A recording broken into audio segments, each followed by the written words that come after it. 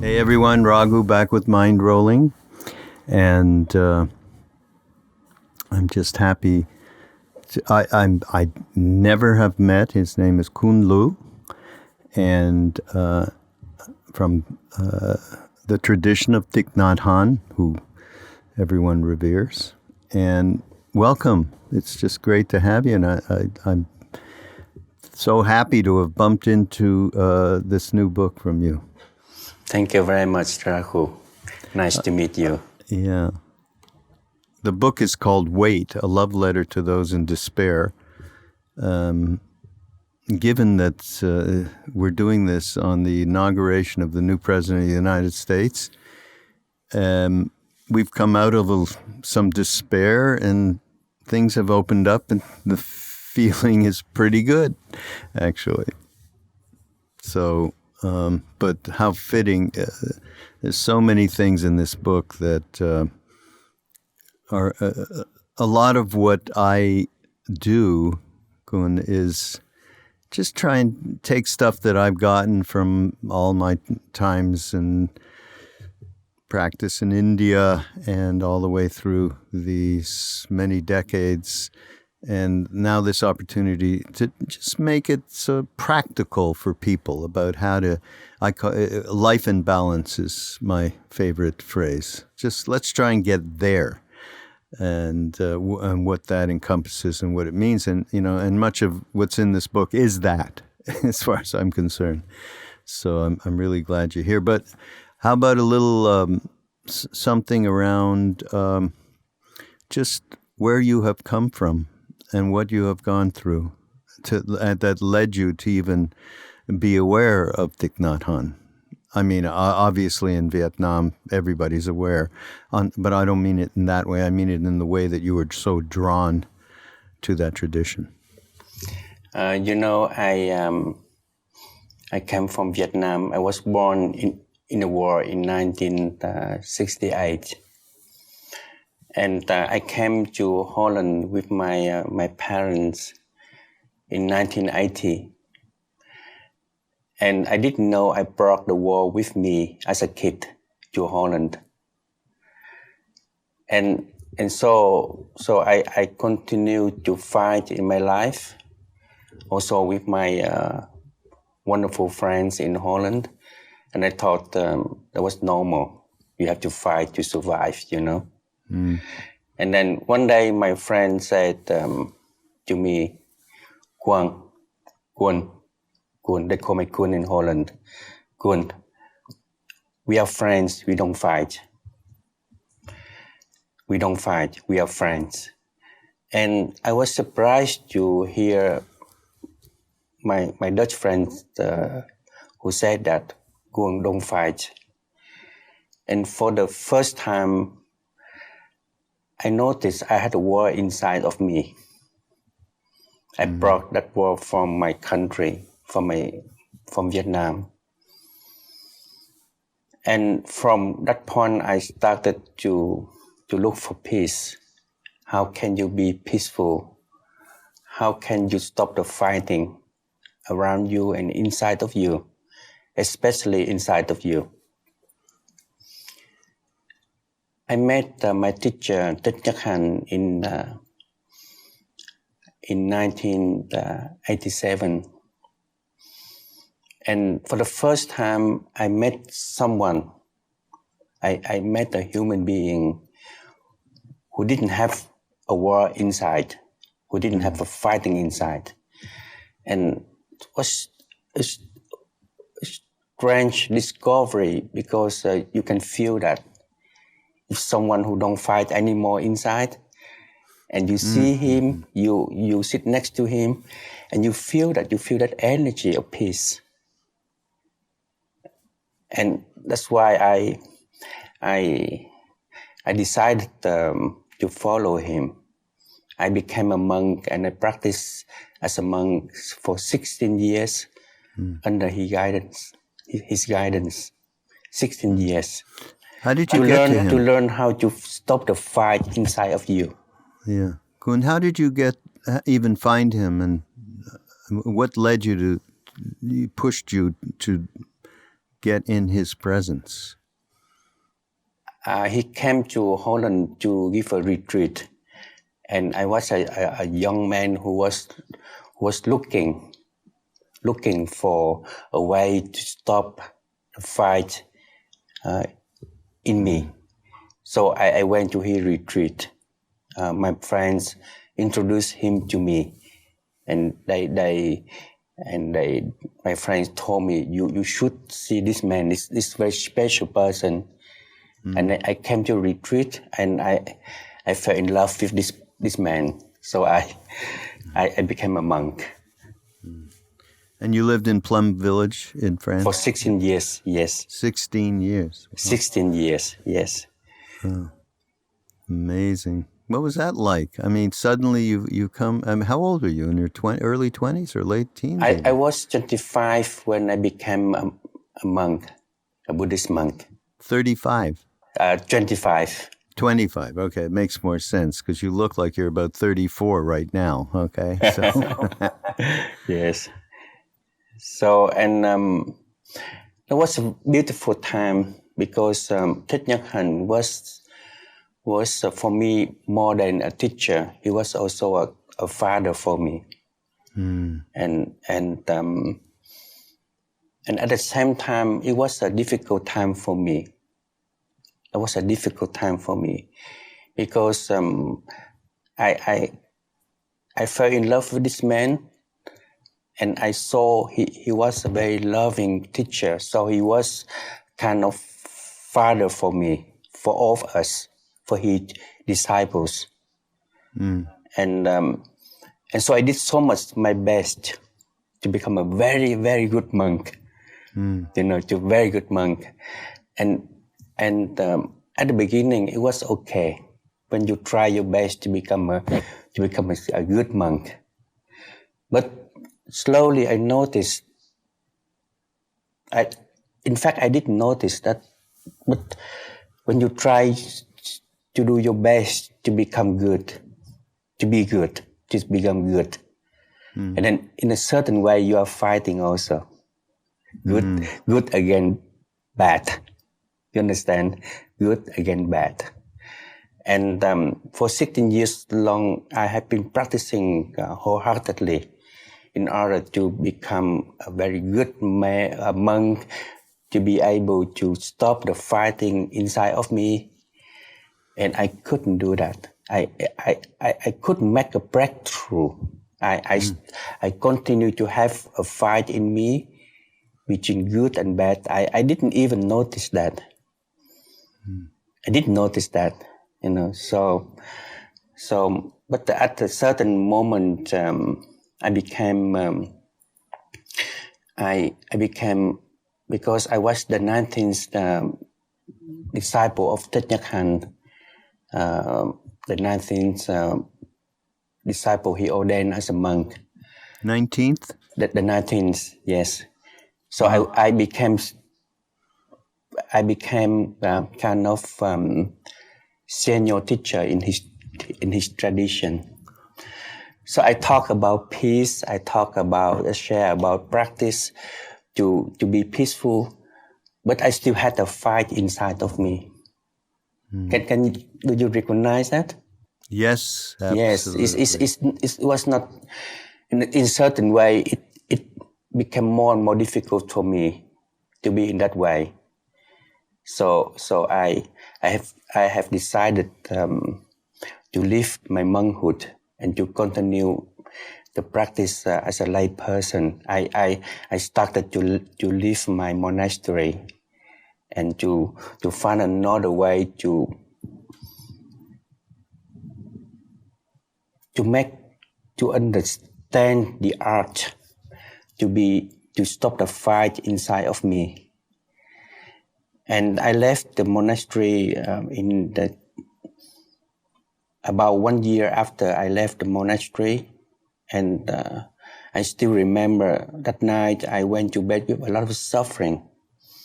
That I still don't understand what it is to be peaceful, to stop fighting. And during that night, during my sleep, and I woke up I woke up and suddenly, for the first time, I could get in touch with a kind of peace, kind of silence in me. And for the first time, I could understand I am not good, I'm not bad, I'm good. For the first time in my life. And I was really surprised. And, at that moment, I saw myself that I am not good, I'm not bad. And I get in touch with that kind of silence, that kind of peace. And I saw that quality in each of us too, in everybody, for the first time. For the first time. And I say, wow.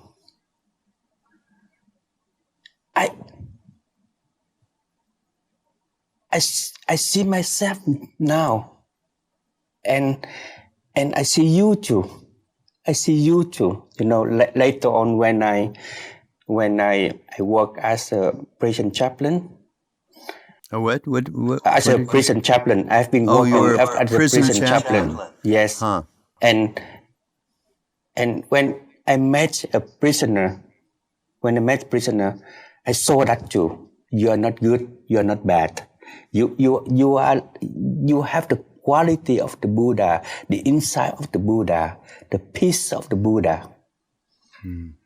I saw that in the prisoners I met. And because I saw that, they noticed that too.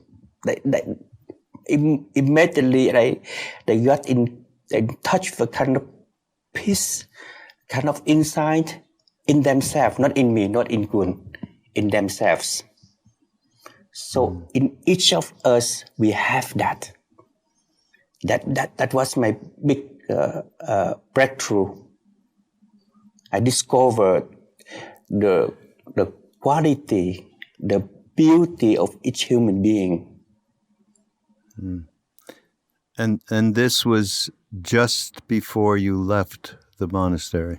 After. This happened after? Yes, after, because the way I did as a practitioner, as a monk, I tried so much to be good, and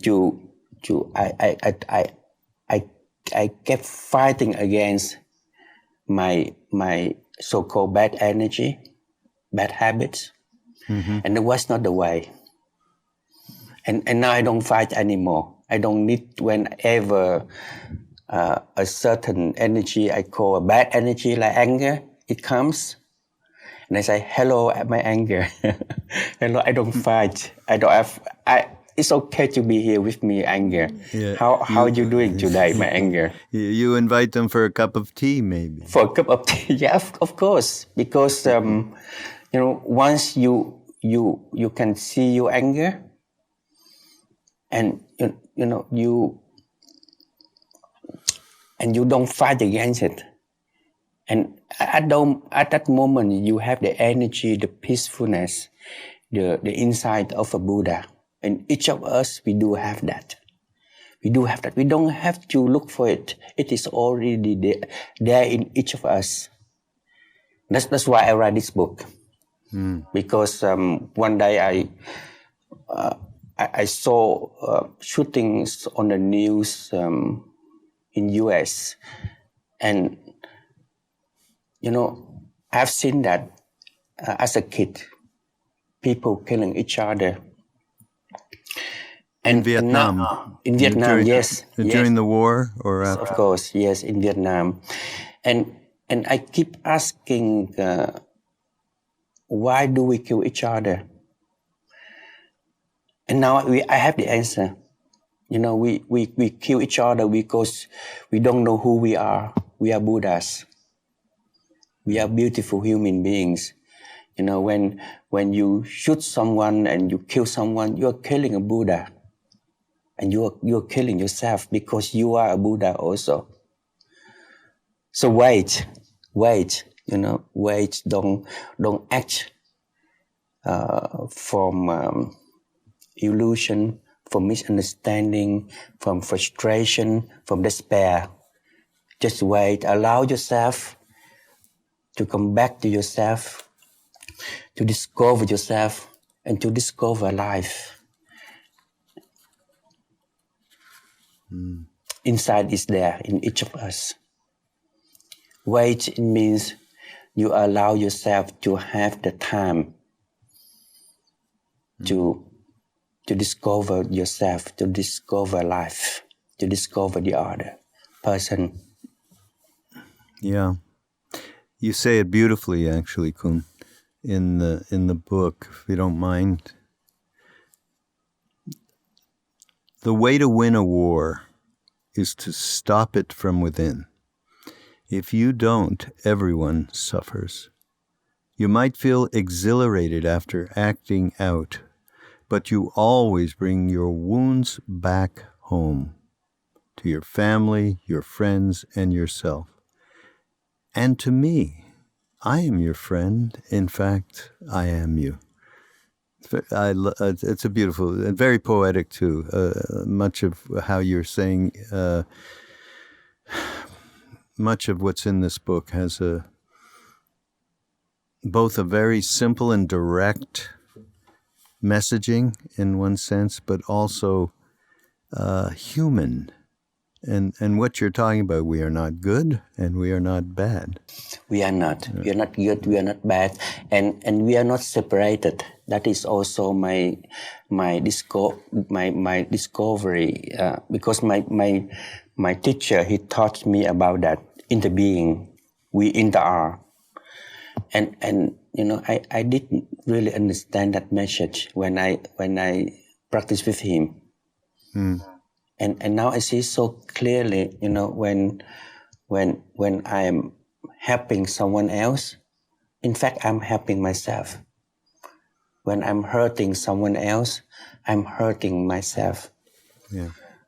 And when we are damaging the environment, the society, the climate, we are damaging ourselves. We inter-are. We are not.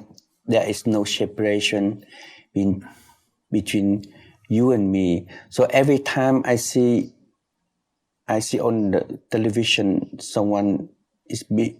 a kid is being shot, and I feel like the bullet hit me because I am that kid too. And so and yet I understand, I know for sure that the shooter, he has also insight.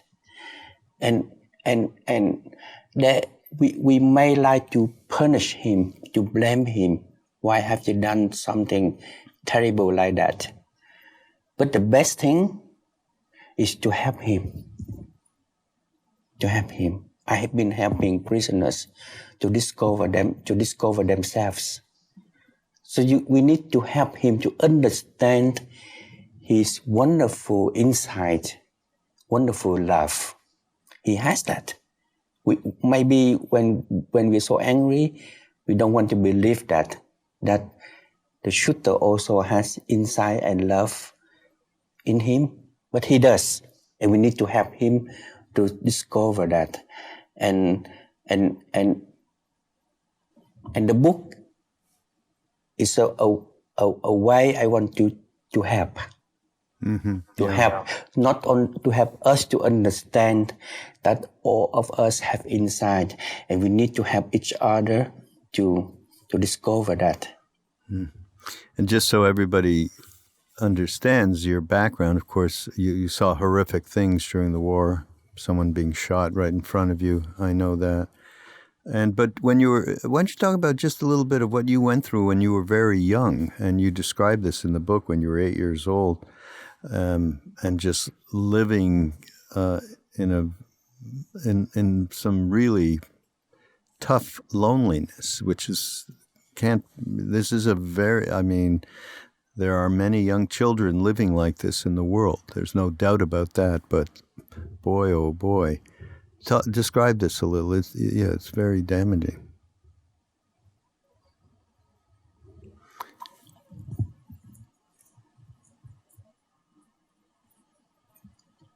So I still don't understand your. Oh yeah, just describing a little bit of what you went through at that age in Vietnam, and when you speak of understanding the war that's inside all of us, you really can speak to it based on some very, very tough personal experience in Vietnam, and particularly, as I read, when you were very young within your family.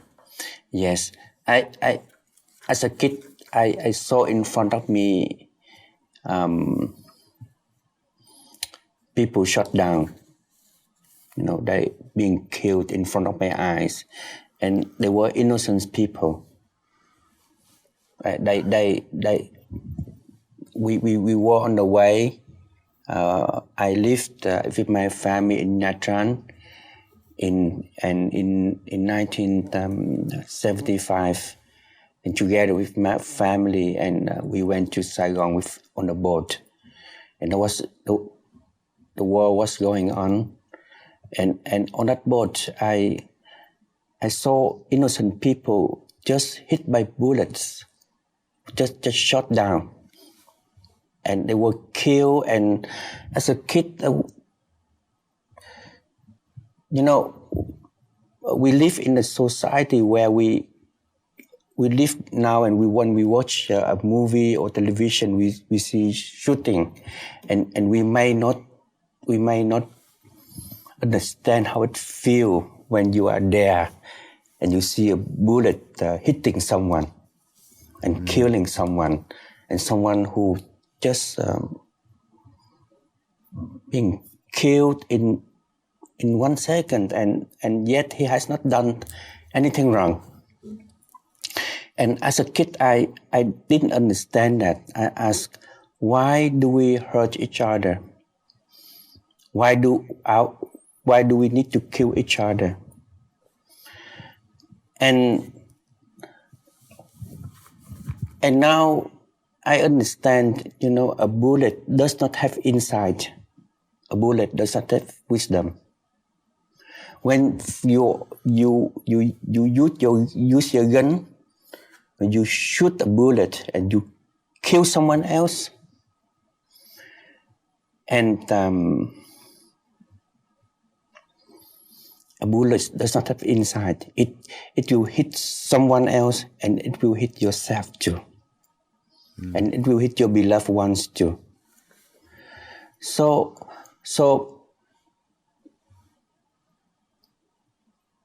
I have seen what a bullet did to life, and now I want to ask, I beg everybody to stop using the bullet to look for any solution. You cannot find any solution with a bullet, with a gun. We can only find solution with our insight, with our wisdom. And wisdom is there in each of us. That is something we don't believe. We don't believe we have insight. But I believe you have insight. You have wisdom. And I have discovered many people don't believe this. They don't see this. They don't see they have wisdom and insight. And only with wisdom and with insight, we can find a solution, not with a bullet, not killing each other. Even when we are talking, we are having a conversation now, and in Holland we are having a lockdown, coronavirus, and we are looking for a solution. for coronavirus to stop the lockdown. But to me, we need to start with our inside with wisdom to resolve this problem of coronavirus. And it means we need to start with our peacefulness. The spreading of the coronavirus is go together with our restlessness. Can you see that? Restlessness. Say that again, though. Respecting the virus. Yeah, the spreading of the virus go together with our restlessness. So when the society is more peaceful, when we have more a deep trust in our inside, you will see with our peace, the spreading of the coronavirus will slow down. I'm sure about that. The solution of the problem is start with your inside and your peace. And we all have that. And we always try to find a solution outside of us. Why we already have a solution inside of us. But I have to say that in this country, in America, because of hundreds of years of habitual patterns along the lines of individualism.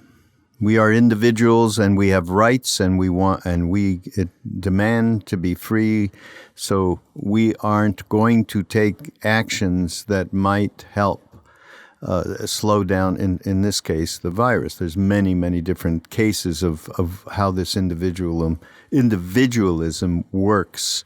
And sometimes, obviously, we have tremendous polarization in this country right now. I'm sure you see and read, but there's a core of it around that individualistic behavior that whether or not people can.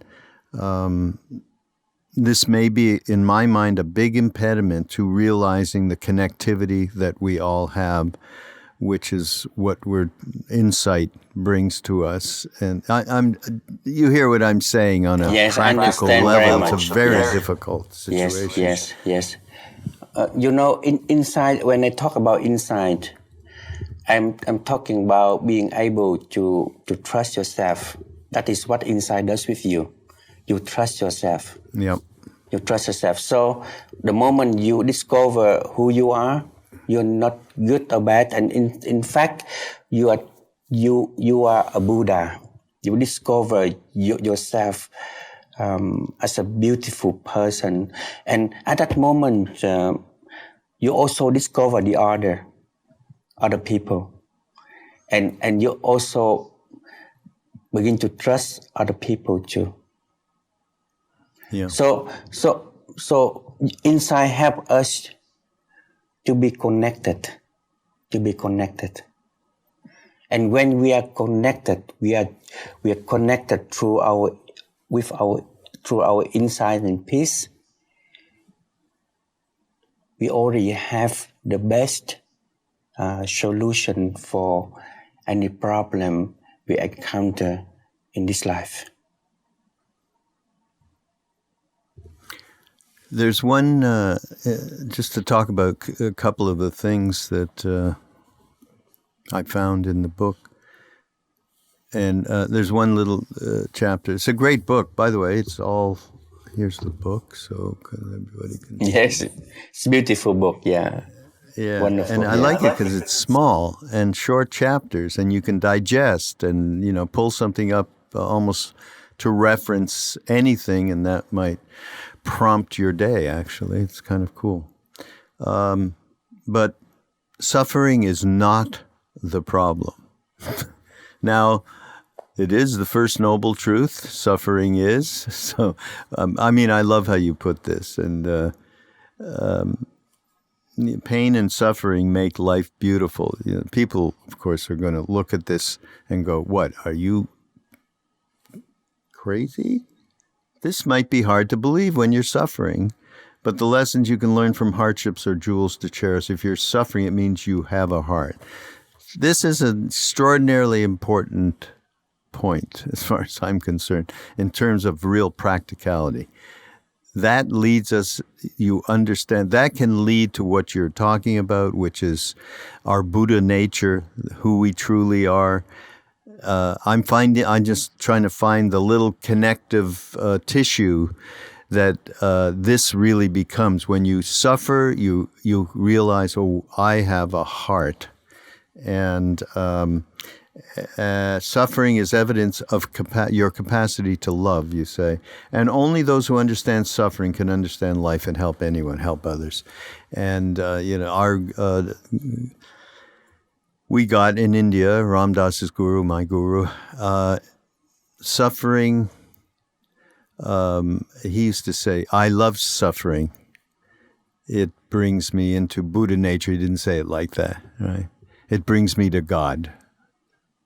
Buddha nature, God, all, as far as I'm concerned, we're only talking about there's only one thing going on, just different ways to express it. So, and this is what I believe you're expressing here in this book. So talk about how we can use suffering to bring us, first, to me it's twofold, Kun. It's one way of understanding that everything that's presented to us, that we are going through this very tough times in the moment of suffering, that these are opportunities to transform the separation, transform the what we would call the domain of the little me that is so egocentric, right? And but at the same time, recognizing our humanity, recognizing how everybody that we see and everybody that we are associated with in every kind of relationship, we are all part of the same thing. We are all going through almost exactly the same problems, really, one way or another. And that suffering, we can be, that's why Sangha, right? What Buddha said, the Sangha out of the three refuges is the most important, right? So that's my take, but go ahead. When we talk about suffering as a noble truth, and what's the basic teaching of the Buddha, and we often forget one thing. He said, suffering is a noble truth. He didn't say suffering is a problem. Yeah. He said, and he said suffering is a truth. It's a truth. And not only a truth, it is a noble truth. So it is something wonderful, because thanks to my suffering, I understand your suffering. And that's the basic definition of compassion. Compassion, it means I can feel your suffering. And if I don't suffer, how can I feel your suffering? So the first thing is suffering is a noble truth. And because it is not your suffering. Suffering, when you suffer, when you're having suffering, and your suffering is also my suffering. And when I suffer, I know it is also your suffering. So suffering has a interbeing nature. And when we really, when we are able to come back to suffering, we get in touch with deep love, like Ram Dass often said. And so suffering is not a problem at all. It is, in fact, one of the chances for us to understand each other, happiness too. Happiness is a state.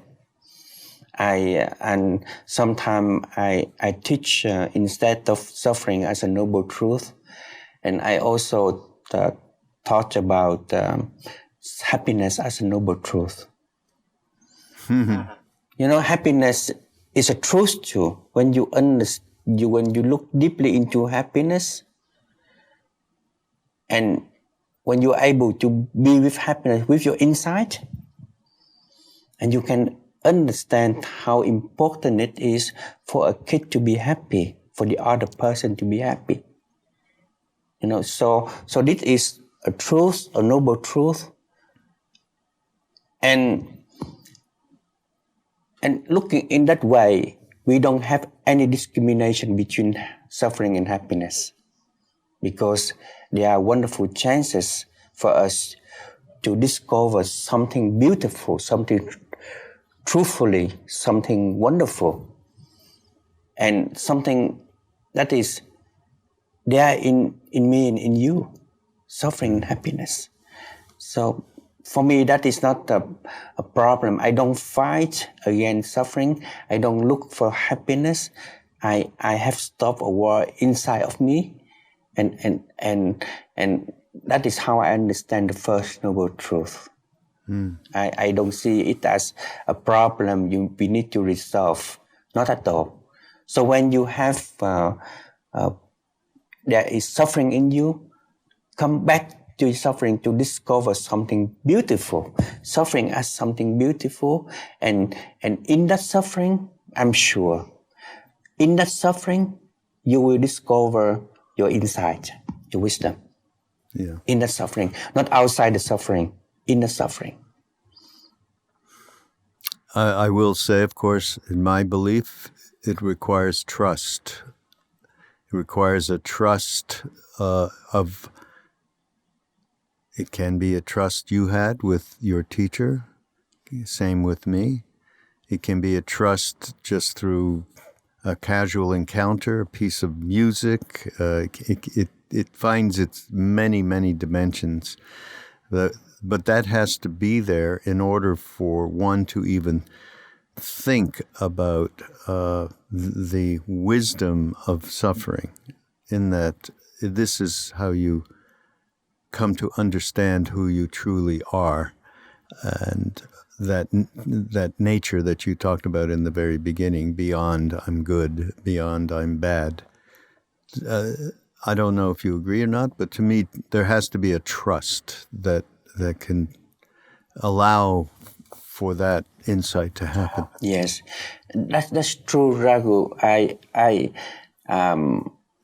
That it's wonderful if someone who can help you to trust, but it's so wonderful if someone can help you to trust yourself. No, that's what I mean. I do Yeah, mean yeah, to that trust yourself. ultimately that has to come back to your own intuitive understanding. And the moment you can trust yourself, when you really trust yourself, the moment you really trust yourself, and you trust me, you to trust the other person. That is you cannot trust yourself and you don't trust the other, or you trust the other and you don't trust yourself. If you really trust yourself, and it means to discover, wow, I have the wisdom, I have insight, I have peace in me, and I am a peaceful person. The moment you really discover that, funny enough, you see that in other people too. Yeah. You cannot discover something like that and say, oh, I have insight, I have wisdom, and you don't. You still have to practice for a very long time before you get your wisdom. No, the moment you really discover your true self, you get in touch with a kind of wisdom in you, and suddenly you see that wisdom is also there in the other people too. So you want to help other people to recognize that, to discover that. Yeah. There's another interesting thing that you brought up to me, without a dream, nothing's possible, you say. Dreams are the future. Tell me your most beautiful dream. Now write it down and remember it every day. We need to look for our dreams, and then when we find them, life becomes a symphony. Now, you can go a couple of ways with this. Grasping isn't part of this, having a dream that you're grasping at to accomplish. So there's that. And then there's the what I would consider a dharmic dream, if that makes any sense, where you are aligning with that true part of yourself that expresses itself in this world to do whatever it is divined karmically and otherwise for you to do. But that's my take. Yeah. Talk about dream. I have a dream. I dream that each of us we discover we truly discover how wonderful we are. That is my dream.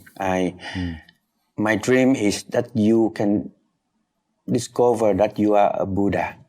That's my dream, because I can see that each of us is in fact the Buddha, and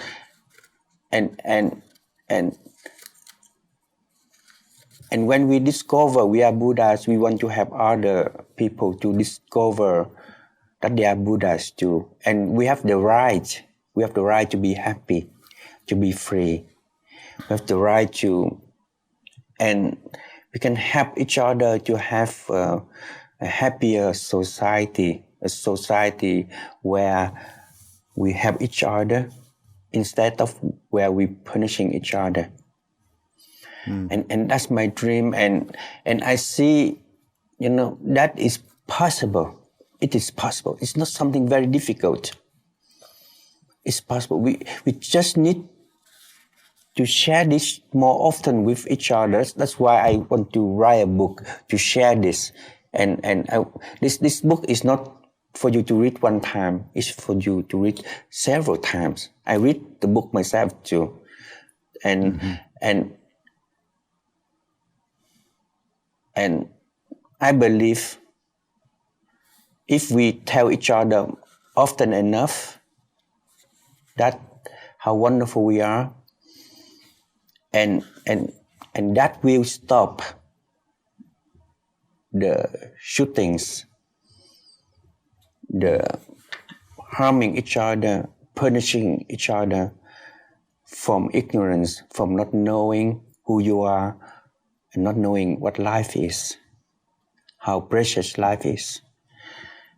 That's my dream, and I need friends to nourish that dream with me, because I believe if we practice helping each other to recognize how wonderful we are, and the society will change in very short time, in 3 years, in 2 years, in 1 year, to see right away the difference. And if we practice that now, in the morning, in the afternoon, you already see a more beautiful world around you and in you.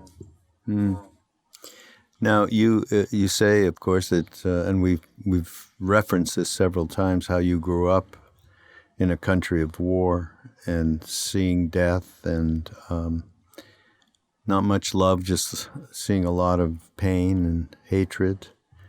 And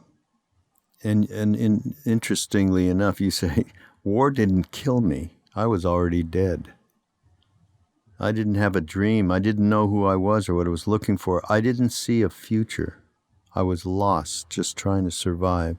Yes. That's familiar to many of us. Yes. Yeah, fighting inside. My days were empty. Time is only meaningful with a dream. Talk about that. Time's only meaningful with a dream. Yes. What do you mean there? I mean we we are wasting time. You know, each day, if we know what we have, like we think we are very poor and we are looking for some money. But if once you discover you are a rich person, you want to share. And I have discovered we are all rich and we don't share. And I think that we are wasting time. Life one day is we have 24 hours, and 24 hours we can do so much for each other. If we believe in our inside, and when we believe in our inside, we believe in our dream. And when we believe in our dream, we want to realize a dream, to do something, to help someone, to do something today, to help. And if you don't believe your inside, then you don't have a dream. When you don't have a dream, you're wasting time. You don't know how wonderful life is and how much we can do each other in 24 hours a day. So, what's another word for the dream you're talking about? Really, the dream, almost what you're talking about, maybe even more than almost, is the bodhisattva vow. Exactly. That's the dream. Love in action. I want you love to come into action.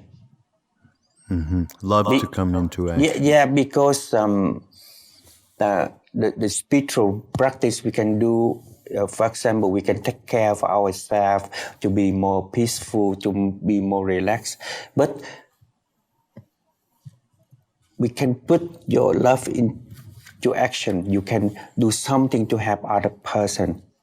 So if your insight is real insight, if your wisdom is real wisdom, you can do something with that wisdom with insight to help other people. And that I call that love in action. Love in action. We need to come into action. I come from a Buddhist tradition, where teacher also talk about engaged Buddhism. We need to engage Buddhism. Yes, engaging Buddhism, engage Buddhism, and that is that comes from our Vietnamese Zen tradition. Vietnamese Zen tradition, meditation, Zen, Vietnamese Zen is engaged Buddhism. We love to, once you have discovered your true wisdom and you want to do something with that, to realize our dream. And what is our dream? We all want to live peacefully together. We don't want to hurt each other. We really don't. Deep in our heart, we don't want to hurt other people, and we don't want to hurt ourselves.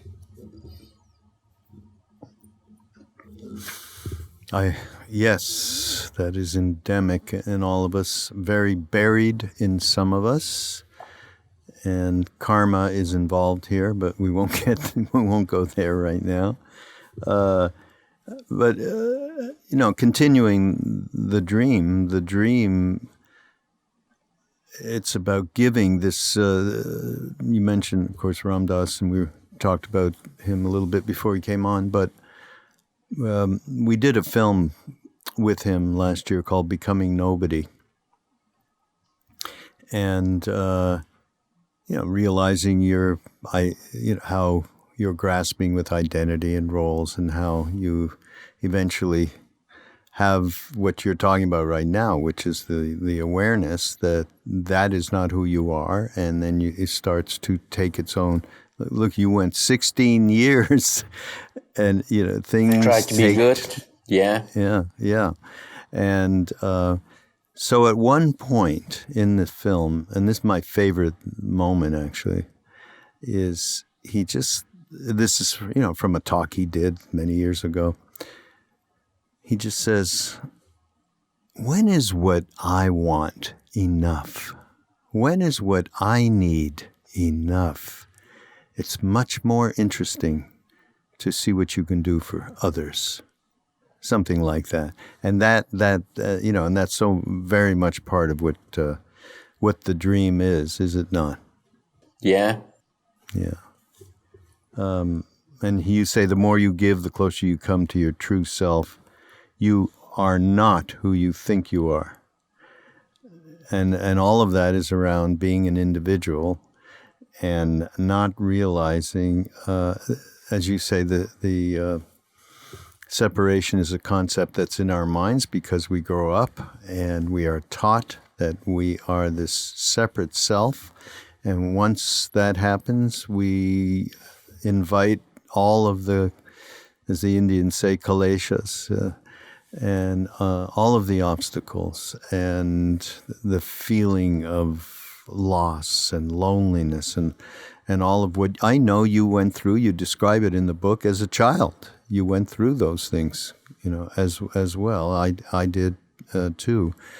And the realization as time has gone on for me that there is no other reason but to have the awareness and the mindfulness of that war that's going on between the good and the evil in everybody.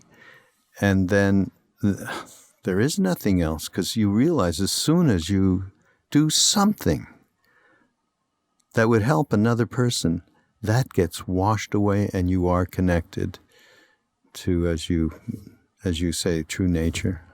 So, yeah.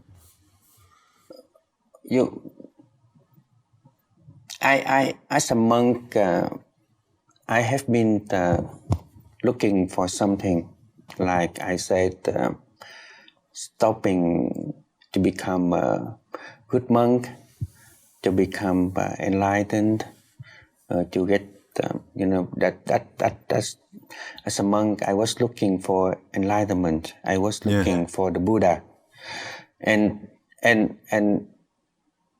the moment I discovered the wisdom, the enlightenment, and to my surprise, enlightenment, the wisdom is in the other person, is in you. I discovered that. I discovered that what I have been looking for in the form of wisdom, enlightenment, freedom, Buddhahood, I've been looking for that inside of me, and I thought once I discover that, will be mine, my wisdom, my Buddhahood, and that was not my case. The moment I discovered that, and it was really surprised. I discovered the Buddha, and I saw very clearly in that moment of clarity that you are the Buddha. You are an enlightened person, and that gives me such peaceful. Such a happiness I've never dared to dream about, because I was looking, had a difficult time because I was looking something in myself, and finally I found that not in myself but in you, in Raghu, not in Cuong, and not only in Raghu but in every single person you meet during your life. So it is so wonderful that you don't want to look anything for yourself anymore, because you are surrounded with so wonderful people. And the most painful thing is sometimes they don't recognize that, how wonderful they are. It's really painful. Yeah. They think, oh, we are nobody. We don't have wisdom. We don't have insight. But they do. They have more than they have much more than they can believe. But they do have. Just allow you to have time to come back to yourself. Do small exercises like breathing in, breathing out. I'm with myself. I am myself. And in that self, in yourself, you discover the whole cosmos. You discover everything. You really have everything. Please trust yourself. Yeah. Lovely. Great to meet you.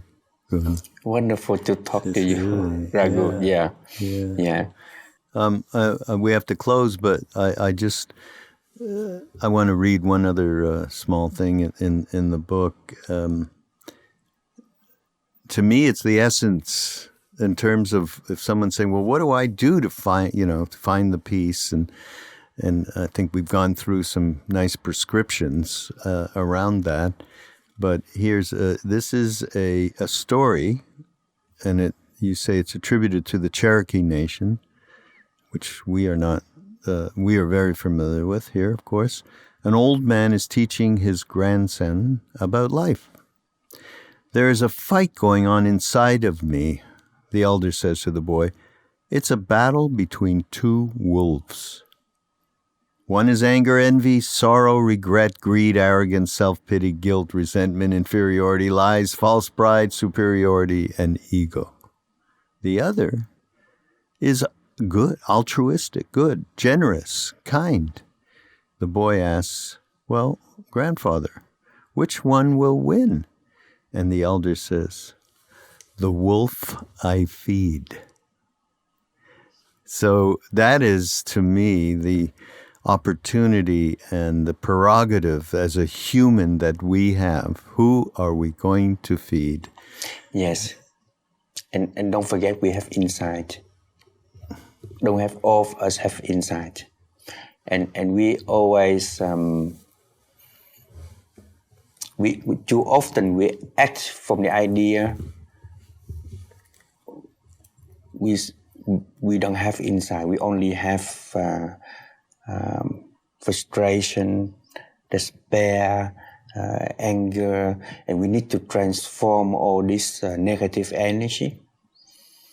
But even in this negative energy, if you get in touch with your negative energy,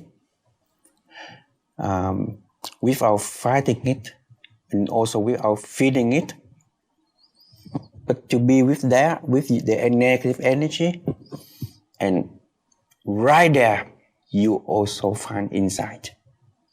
So I can say insight is everywhere.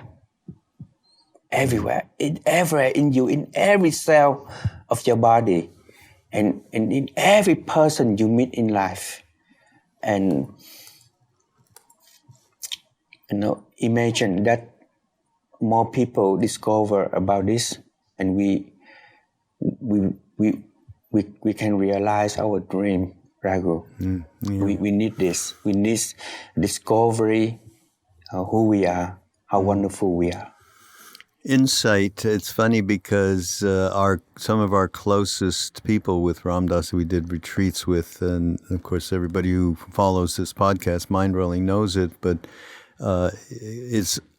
we in the very beginning in India so happened to be partaking of this fantastic tradition, insight meditation, vipassana, and that has helped us enormously. And by the way, anybody listening here, I highly, highly recommend getting with Jack Kornfield, Sharon Salzberg, Joseph Goldstein, those three in particular, around this tradition and this practice, which will